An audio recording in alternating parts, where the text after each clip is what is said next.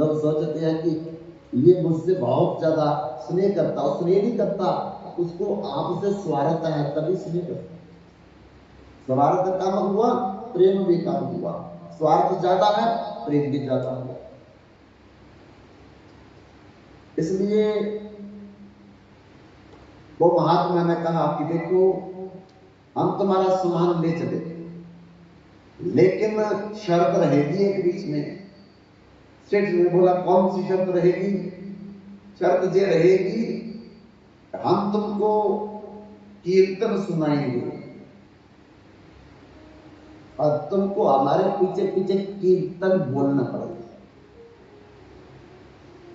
सेठ सोचने लगा, ये तो दोनों हाथ में लड्डू है, सामान भी चला जाएगा और पैसा भी नहीं देना पड़ेगा। और चलो कीर्तन का क्या है, अब रात तो काटनी है चलते चलते, तो चुप नहीं तो बोल करके।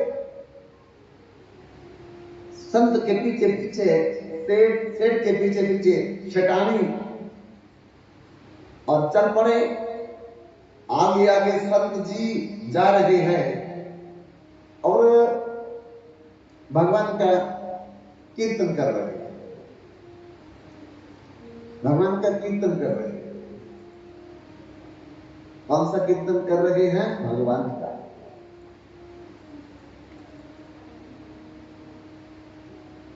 और सेठ भी पीछे पीछे बोल रहा है। अरे बोलने नहीं भी आता तो चलो गाना तो बोलती सही, भगवान तो भाव को देखते हैं। आधा घंटा लगा और घर आ गया। सामान उतारा संत ने, अभी लगभग 3 का ही समय हुआ था, तो संत जी जाने लगे। सेठ ने बोला, आज हमारे पास रुक जाओ, सुबह चले जाना। संत ने बोला, नहीं, रबता जोगी बहता पानी, शुद्ध रहते हैं, हम जा रहे हैं। सेठ थोड़ा सा आगे छोड़ने के लिए आया,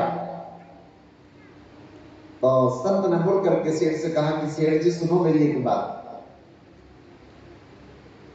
आपने लगता है कि जिंदगी में कभी न सत्संग किया, न कथा, न कीर्तन, क्योंकि कुंभ में जाकर के भी जिसने दुकानदारी की है वो कितना की भला मानस होगा। इसलिए तुम भले मानस नहीं हो, चतुर मानस हो। और याद रखना, सबको एक दिन मरना है, एक दिन सबको मरना है,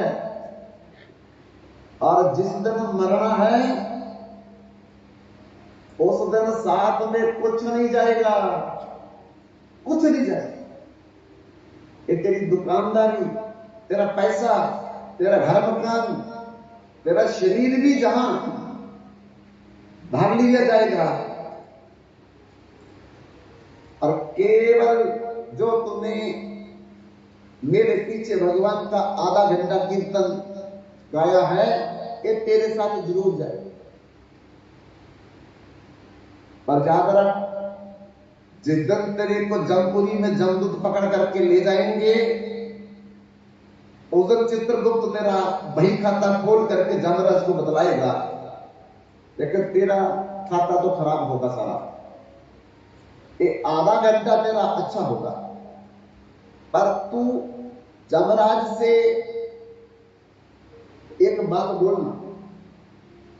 जब जमराज तुम्हें बोलेगा कि भाई तुमने तो जीवन भर में कुछ नहीं किया, कुंभ में जाकर के तुमने वहां भी अपना धंधा किया, पर संत के पीछे आधा घंटा तुमने कीर्तन किया है, इस कीर्तन का जो शुभ फल है, ये बोल तू पहले भोगना चाहता है, जहां बाद में भोगना चाहता है बुरे कर्मों के फल से।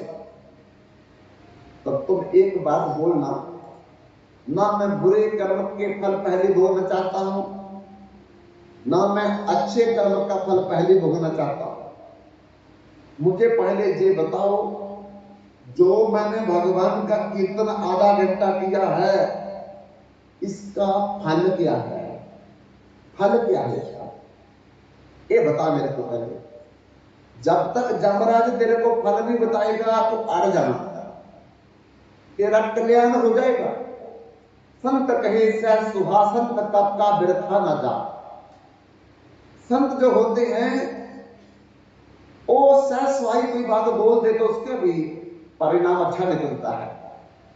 तो बंधु एक दिन सेठ मर गया और उसको 3 जमदूत पकड़ करके ले गए। पापी दुष्ट अपराधी व्यक्ति को आखिरी समय में 3 जमदूत पकड़ करके ले जाते, उसके सूक्ष्म शरीर को, कारण शरीर को, आत्मा को बांध करके जमपास में। एक शरीर तो गिर जाएगा लेकिन इसके अंदर से 3 शरीर और निकलते हैं जिनको कष्ट दिया जाता है, जिसको फिर अगला जन्म द्वारा दिया जाता है। सूक्ष्म शरीर, कारण शरीर, आत्मा, दिव्य शरीर जिसको बोलते हैं।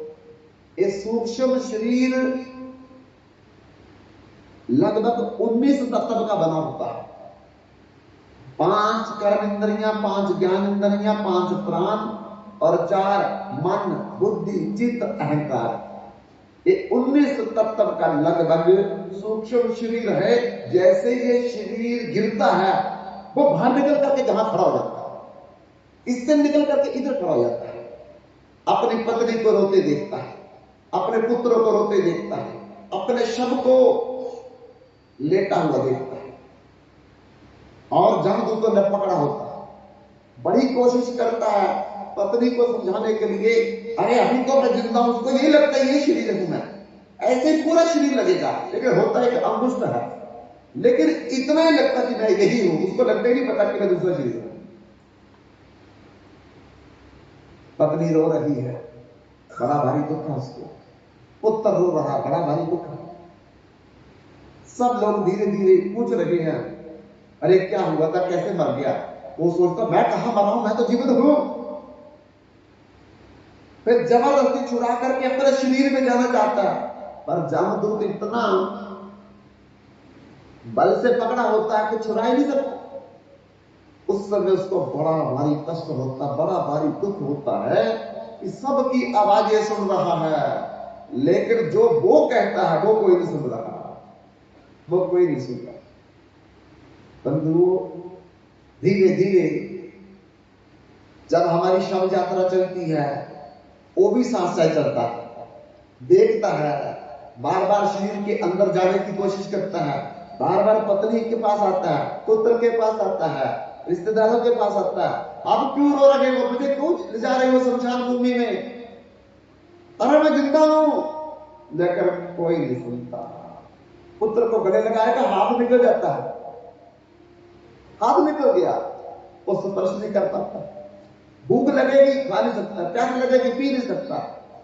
आप बताओ, हम एक रात शमशान में नहीं काट सकते, फिर तो उधर ही रहना पड़ता है अकेले। तो सब धीरे धीरे जला करके अपनी चिता को जलते हुए सामने खड़ा देखता है, कहता मेरे मतलब आग मत लगाओ, मैं जिंदा हूं, मैं भी आ जाऊंगा।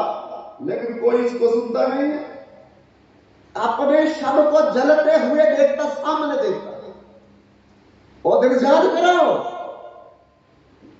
जिस 9 मन लकड़ियों के नीचे हमको दबा करके जला दिया जाएगा और सबके साथ होगा, करोड़ों बार हुआ है, वो हम भूल जाते हैं।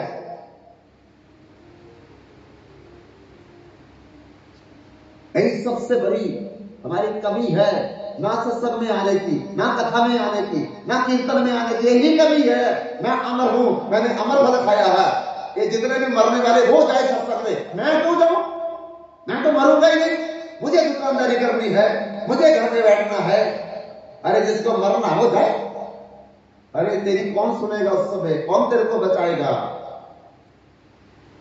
जगत में झूठी देखी प्रीत, अपने स्वार्थ हित सब लागे हो।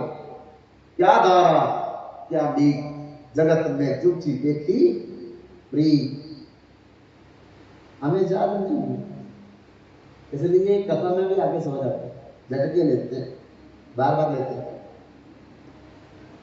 जिसको मौत याद आएगी, अगा अपनी मौत से कोई बसर नहीं, समान 100 बरस का पल की खबर नहीं। जिसको मौत याद रहेगी, उसको नींद थोड़ी आएगी सच में। उसमें ऐसे देखिएगा आगे क्या होगा, आगे क्या बोलोगे।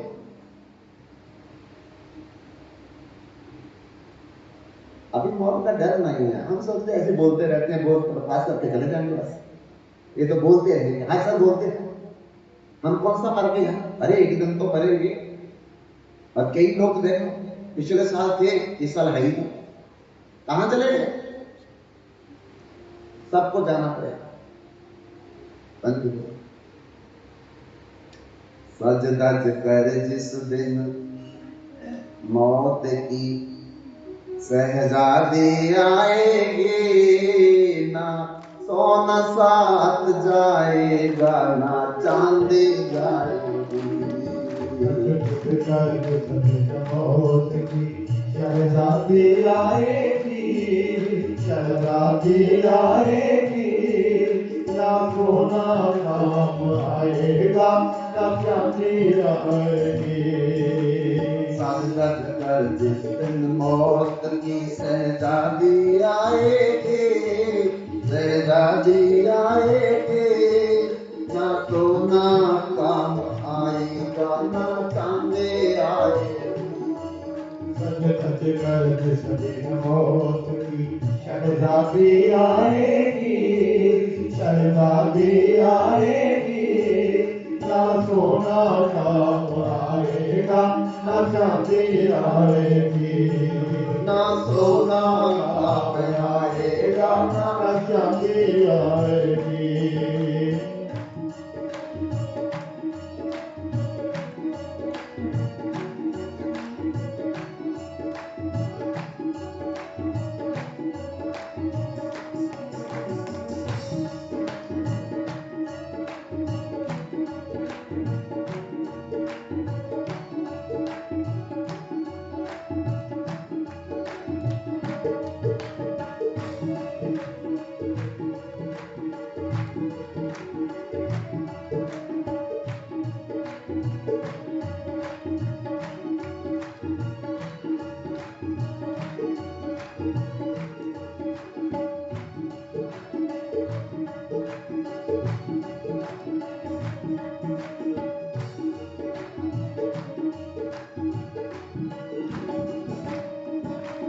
कर्मों के प्रताप से तो पाया मानव तन, तो पाया मानव तन, तो पाया मानव तन।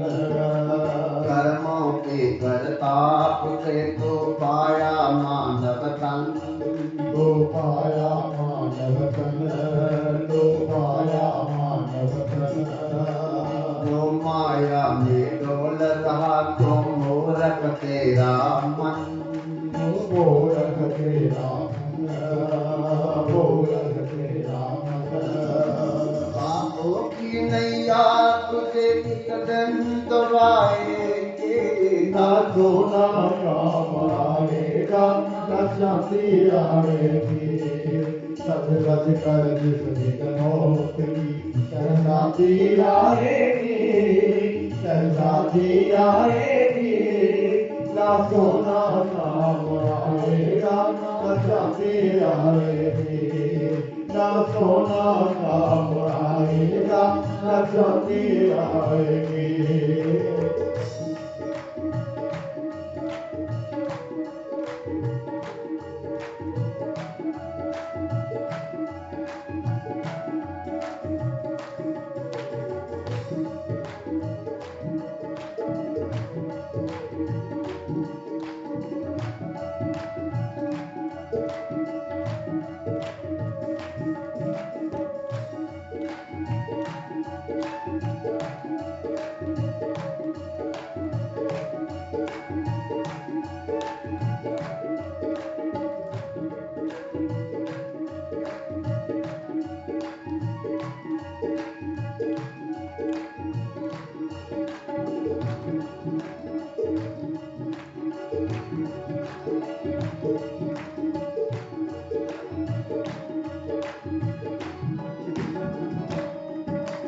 छोटा सा तू कितने बड़े अरमान है तेरे, अरमान है तेरे, अरमान है तेरे। मिट्टी का तू समान है तेरे, सब समान है तेरे। तेरी काया मिट्टी में समाएगी, ना सोना काम आएगा, ना चांदी आएगी।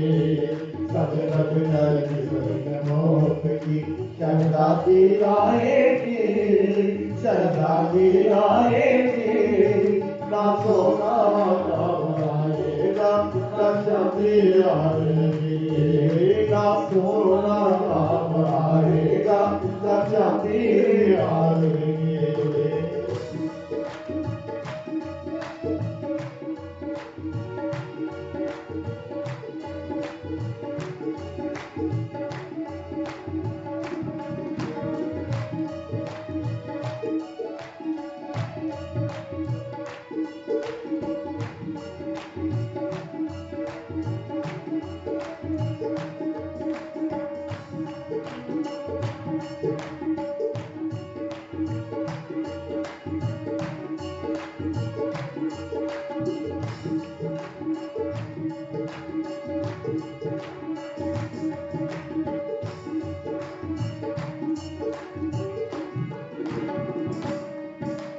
धन दौलत से एक दिन तेरा खाली होगा हाथ। खाली होगा हाथ, खाली होगा हाथ। अंत समय फिर प्रभु का एक भजन चलेगा साथ। भजन चलेगा साथ, भजन चलेगा साथ। सद्गुरुओं की वाणी तब तुझे याद आएगी, ना सोना काम आएगा, ना चांदी आएगी। ना सोना काम आएगा, ना चांदी आएगी। सज धज कर किसी मौत की शहजादी आएगी, शहजादी आएगी।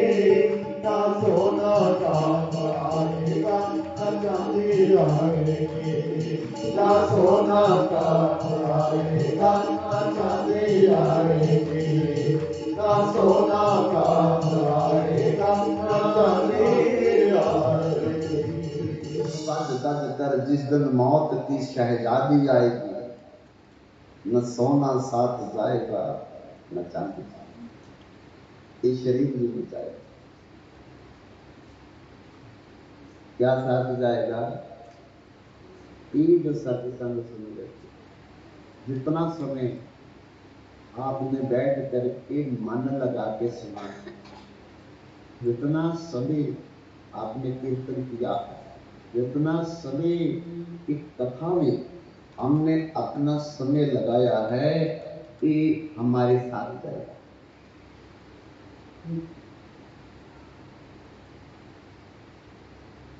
संग सखा सब तज गयो,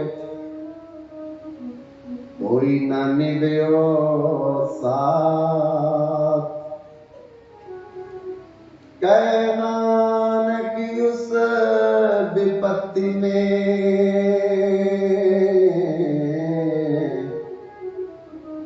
सत्संग देगा साथ।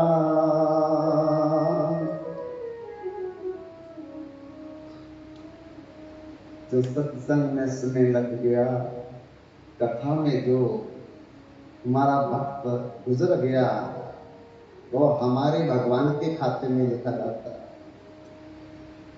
और जो संसार में समय, वो हमारे शरीर के खाते में लिखा जाता है। इसलिए बंधुओं, जब जमराज ने चित्रगुप्त को भेद खाता लाने के लिए बोला और सेठ का बही खाता खोल करके देखा गया, तो चित्रगुप्त ने कहा कि इसने जीवन में कोई भी अच्छा काम नहीं कि धर्मराज और तो क्या, एक कुंभ के मेले में जाकर के भी दुकानदारी कर रहा है, बाकी इसको क्या सजा दे देता। पर आखिरी में इसने किसी संत के पीछे आधे घंटे का कीर्तन बोला, ये देख लो आप इसका क्या फल देना है। तो जमराज बोलने लगे कि देखो जो कीर्तन किया उसका फल तो जरूर मिले। और सेठ से कहा कि आपने पूरी जिंदगी में आधा घंटा इस संत के पीछे संत का संग किया है और कीर्तन बोला है, इसका बोलो जो फल बनता है अब पहले पाएंगे जहां बुरे कर्मों के फल के बाद पाएंगे। तो महात्मा की बात याद आ गई और जमराज से बोलने लगे, सेठ जी की देखो ना तो हम बुरे कर्मों का फल पहले पाएंगे, ना ये हुए सत्संग का फल पहले पाएंगे। पहले हमें ये बताओ जो मैंने सत्संग सुना, सत्संग का फायदा क्या, ये बताओ मेरे को। अब कानून की किताब जमराज खोल करके देखने लगे, भाई ये जो प्रश्न पूछा है इसका उत्तर मिल जाए। लेकिन सारी किताब देख ली, उसमें ये उत्तर नहीं लिखा था। तब तो जमराज बड़े परेशान हो गए, क्या करे क्या ना करे, भाई इसको फल तो देना, क्या दें, किताब में है नहीं लिखा हुआ ऐसा। तब मन में आया कि चलो भगवान शंकर हर समय भगवान का सत्संग करते हैं, कीर्तन भी करते हैं, उनको जरूर पता होगा कि आधा घंटा कीर्तन जो किया है संत के पीछे उसका फल क्या है। और जमराज ने कहा उस सेठ से भी, देखो भाई मेरी कानून वाली किताब में नहीं लिखा हुआ ये, हमको कैलाश पर्वत में जाना पड़ेगा भगवान शंकर के पास पता करने के लिए, और हम पता करके आते हैं फिर बताएंगे आपको। तो सेठ बोलने लगा, मैं तुम पर विश्वास नहीं करता हूं, क्या पता शंकर जी कुछ बोले मेरे को आकर के कुछ बताओ, मैं भी साथ जाऊंगा। अच्छा तो कोई बात नहीं, आपको भी साथ ले चलते हैं, चलिए कैसे हम चलेंगे। बोले देखो हमको पैदल चलने की आदत नहीं है, हम पैदल नहीं चलेंगे। तो कैसे चलेंगे? अरे वहां तो हम बैलगाड़ी कर लेते, अगर तो आपकी कोई बैलगाड़ी है तो ले चलो। जमराज ने कहा यहां बैलगाड़ी तो नहीं है, पर आपको पालकी पर बिठा करके ले चलते। हाँ ठीक है, मुझे पालकी पर बिठा करके ले चलो। जमराज ने बंधु 4 जमदूतों को कहा पालकी तैयार करो इस सेठ के लिए, और तुम उठाओ और इसे बिठा करके कैलाश पर्वत पर ले चलो भगवान शंकर के पास। पालकी बन के तैयार हो गई, जमदूतों ने सेठ को बिठाया और कंधे पर उठा करके आगे आगे जमराज चल रहे हैं, पीछे पीछे पालकी चल रही है।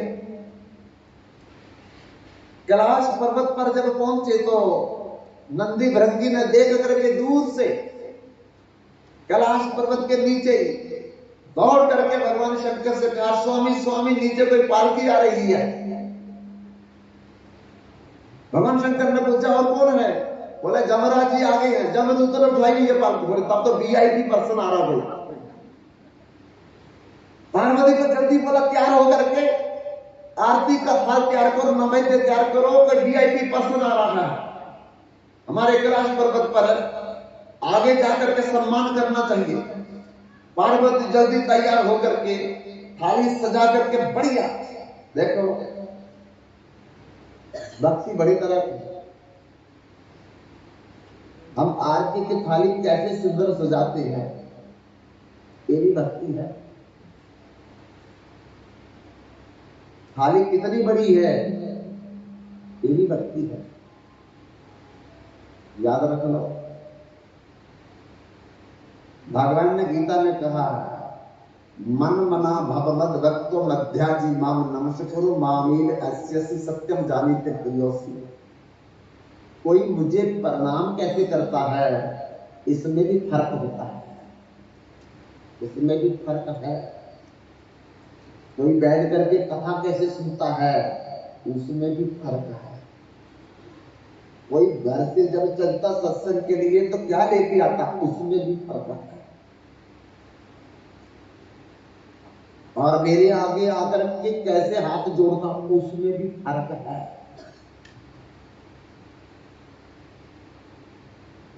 और मेरी आरती कैसे थाली कैसे सजाई जाती है आरती की, उसमें भी फर्क है। इसी से पता चलता मेरे दिल में भाव गया। नहीं समझा?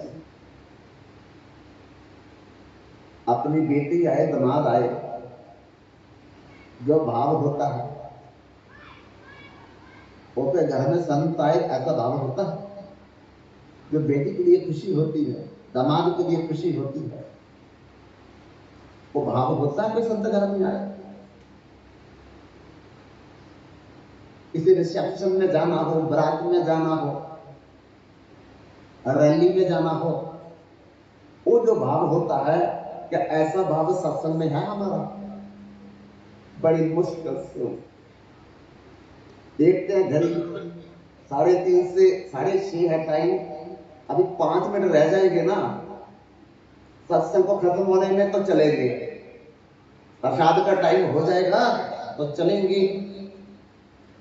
बड़ी मुश्किल से घड़ी देख देख करके ड्रामा को देखना छोड़ना पड़ता है, टीवी को छोड़ना पड़ता है, घर को छोड़ना पड़ता है। ये सारा कुछ भगवान नोटिस करता है। कितने बजे चले घर से, कितने बजे आए हो, क्या कर रहे थे उतने समय में, ये सब कुछ मेरे दाता के दरबार में सब लोगों का खाता। जैसा जिसने कर्म किया है वैसा ही फल पाता। उजली करनी कर ले बंदे, कर्म ना करियो काला। लाख आंख से देख रहा है तुझे देखने वाला, अंतर्जामी अंदर बैठा सबका हिसाब लगाता। मेरे दाता के दरबार में सब लोगों का था।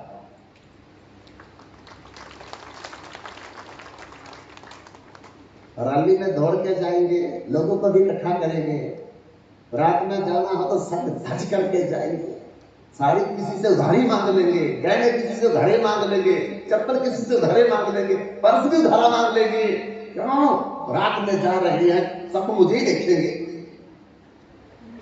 लेकिन सत्संग में जाना हो तो चुन्नी और है, सूट और है,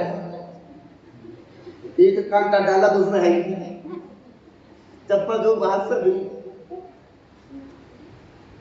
है ना। भगवान सब नोटिस करता है कि मेरे लिए कितना प्यार है, मेरे सत्संग में आना है तो कितना प्यार होके आ रहे हैं, कितना सज धज करके आ रहे हैं, कितना प्रसन्न मुद्रा में आ रहे हैं। वैसे ही भगवान फल देता है। इसीलिए जब गोकर्ण ने कथा सुनाई अपने भाई धुंधकारी को, तो हजारों लोग बैठे थे कथा में, लेकिन उसका भाई भी धुंधकारी प्रेत शरीर में बैठा था, वो तो बैठ भी नहीं सकता था। तब बांस का डंडा मंगवाया गया और बांस के डंडे के सुराख में, क्योंकि हवा में हिल जाता था ऐसे से, हवा इधर चले तो इधर चला जाता, इधर चला जाता, क्योंकि सूक्ष्म चीज है, उसमें बिठाया उसको जबरदस्ती। लेकिन कथा के बाद एक विमान आया, एक विमान आया और आकर के उन्होंने कहा केवल धुंधकारी जाएगा इसमें। धुंधकारी का चतुर्भुज रूप बन गया, नारायण रूप बन गया। और गोकर्ण पूछने लगा कि कथा तो हजारों लोगों ने सुनी थी, विमान आप एक ही लेके आए और चतुर्भुज में रूप एक ही का बना। तब पार्थ ने कहा यही तो भगवान नोटिस करते हैं। जितने भी हजार लोग बैठे हैं, ये क्या भाव लेकर के आए हैं, कैसे सज-धज करके आए हैं, क्या साथ लेकर के आए हैं, ये सारा नोटिस किया है। और जिस भाव से धुंधकारी में कथा सुनी है, इन्हों किसी ने नहीं सुनी, इसलिए विमान आएगा नहीं किसी के लिए, इसी के लिए आया। तब धुंधकारी कहते कि ये तो बहुत बड़ी गलती हो गई। अब लोगों ने कहा दूसरी बार कथा करो, या तो एक का कल्याण हो गया, अनेक बारे लगे सारे। अब दोपहर में दूसरी बार कथा की है। अब सब सज धज करके आए हैं, जैसे बारात में जाना ऐसे बन के आए, ऐसे बन के आए। तब बड़े मन लगा करके सुना, और जिस दिन कथा समाप्त हुई, हजारों विमान आए, हजारों विमान आए, और सब को बिठा करके भगवान के धाम में ले गए। इसलिए कथा में जब हम घर से चलते हैं तो भगवान उसी समय डायरी में लिखना शुरू कर देता है। रास्ते में क्या बोला, किस ध्यान से क्या बात की, मन में क्या चल रहा था, ये सारा कुछ भगवान लिखते। यहाँ क्या क्या सोचा, शरीर जहां था, मन कहां था, भगवान सारा नोटिस करते। अंदर बैठ करके भगवान लगातार 3 काम करते हैं। पहला काम तो ये जिंदा रखते हैं, जब तक भगवान है तब तक जिंदा, भगवान गया हम भी गए। देखो हम कहते हैं ना कि हमारा सत्संग के लिए टाइम नहीं है, सत्संग के लिए टाइम नहीं है हमारे पास, क्योंकि दुकान देखनी है, बच्चों को देखना है, जानवर देखने हैं, घर देखना है, नौकरी देखनी है। हम कहते हैं हमको भाई सत्संग के लिए टाइम नहीं। इस सत्संग क्या है, ये भगवान का शरीर है। ये सत्संग घर भगवान का शरीर होता है, भगवान का घर होता है। हमने ये कहा कि हमको भगवान के घर में जाने का टाइम नहीं है। तो जिस दिन भगवान ये बोल दे कि तुम्हारे तन में, तुम्हारे घर में रहने का हमारे पास टाइम नहीं है, उस दिन एक शाम तक हमको कोई घर में नहीं रखेगा, एक रात हमको घर में नहीं रखेगा। अरे जब तक भगवान बैठा है तभी सब प्यार कर रहे हैं, तभी रात को रखते हैं। और जिस दिन भगवान निकल गया, कितना भी कोई सुंदर शरीर होगा, कोई नहीं रखेगा, कोई नहीं रखेगा। इसलिए टाइम निकालो, अभी भी 4 दिन है, क्या जवाब देंगे, क्या भगवान से कहेंगे जाकर के कि घर को पास था, सुनाई भी दे रही थी आवाज, तब अभी तो क्यों नहीं आया? तो बोलो, क्या बोलोगे, क्या बोलोगे? तो कम से कम इतना तो बोल देंगे, आखिर 4 दिन आए थे, डर करके ही आए थे जरूर। बंधुओं, पालकी पर बिठा करके जमदूतों ने उठाया है, जमराज अगुवाई कर रहे हैं। तो पार्वती भगवान शंकर के साथ सज-धज करके गई है, और वहां सुंदर थाली सजा करके आरती की है। और आरती करने के बाद गले में माला डाली, और फिर ले आए, ला करके पूछा कि पालकी में कौन है? जमराज से जिसकी आप अगुवाई कर रहे हो। तो जमराज ने कहा और कोई नहीं, इस मृत्यु लोक का सेठ है, जिसने जीवन में कभी भी कोई अच्छा काम नहीं किया था। तो कहते फिर पालकी में क्यों बिठाया है? तो जमराज कहते हैं कि पालकी में इसलिए बिठाया है कि इसने किसी संत का संग किया था आधा घंटा, और उस संत के संग के प्रभाव से हमने बोला भाई तुमको इसका फल मिलेगा। तो इसने बोला कि वो फल क्या है बताओ मेरे को। अब हमको पता नहीं, किताब में देखा ढूंढ करके, वो फल क्या है पता नहीं चला। आपसे पूछने आए हैं कि आप तो भगवान की कथा बोलते रहते, कीर्तन बोलते रहते हैं, जरूर पता होगा आपको। भगवान शंकर कहते कीर्तन तो बहुत किया, कथा भी बहुत की, लेकिन कथा और कीर्तन का फल क्या है कि मेरे को भी नहीं पता। तो अब क्या करें? कहते ऐसा करो, अपने पिता ब्रह्मा के पास चलते। वो ब्रह्मा जी जरूर जानते होंगे कि भगवान की कथा और कीर्तन का फल क्या है। चल पड़े भगवान शंकर भी पार्वती को लेकर के। ब्रह्मलोक के दरवाजे पर जब पहुंचे तो वहां द्वारपाल खड़े थे। अंदर जाकर के ब्रह्मा जी से बोला, महाराज, जमराज, जमदूत, शंकर पार्वती पालकी की अगुवाई करके आ रहे हैं आपके लोक में। तो ब्रह्मा ने कहा, जल्दी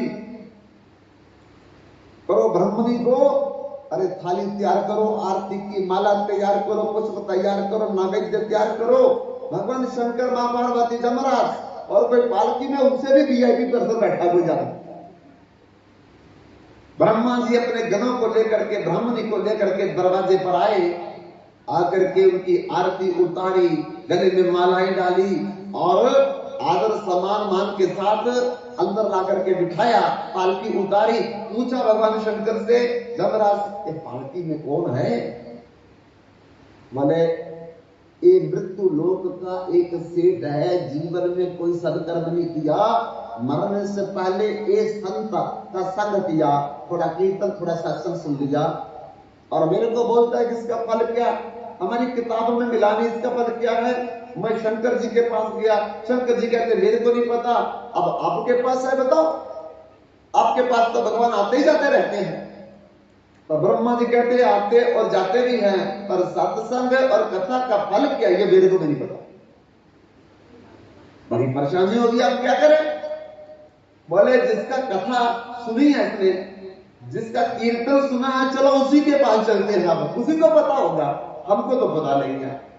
ब्रह्मा जी पत्नी को लेकर के, शंकर जी पत्नी को लेकर के, जमराज दूतों को लेकर के, पालकी को लेकर के बैकुंठ लोक में पहुंचे।